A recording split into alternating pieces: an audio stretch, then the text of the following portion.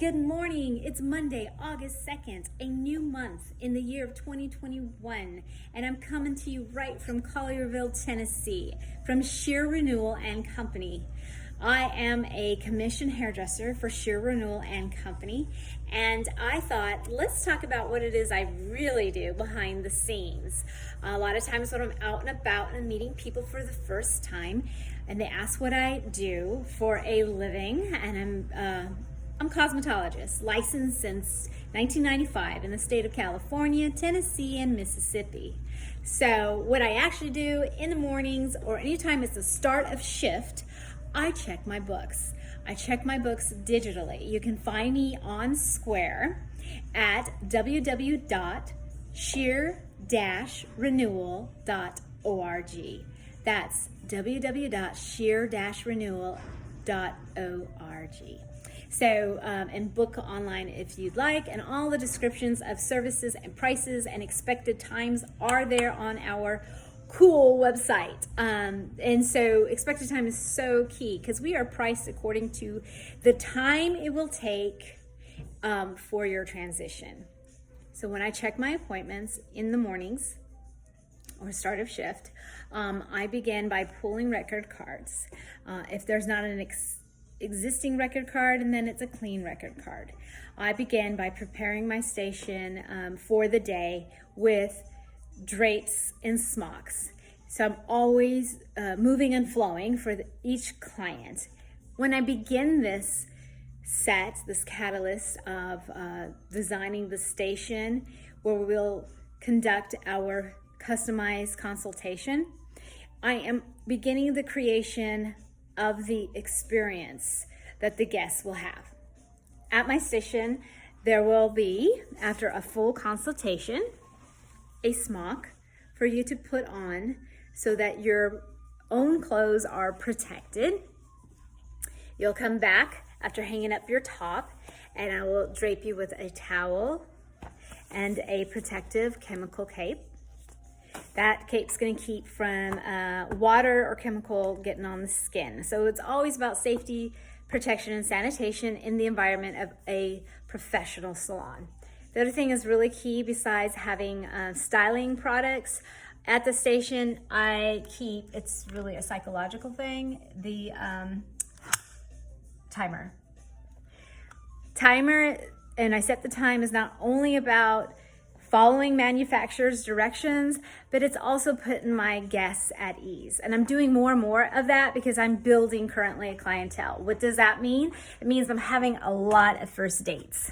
So it's these key psychological markers to create and maintain a really nice experience.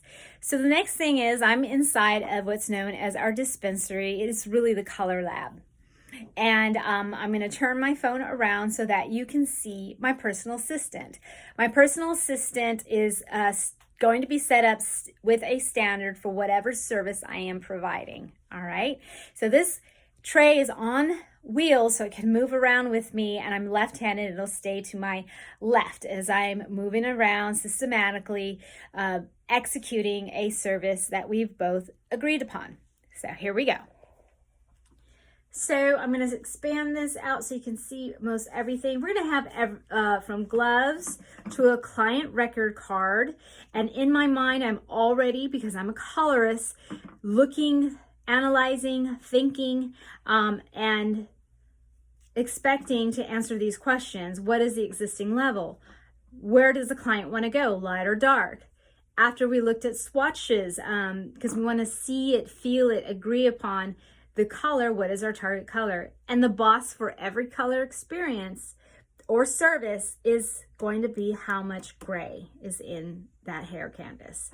On my tray here, as I turn it around, we are going to have a large comb. It's for distribution of a lot of hair or hair color product. Then we're going to have an all-purpose comb. This is to section the hair.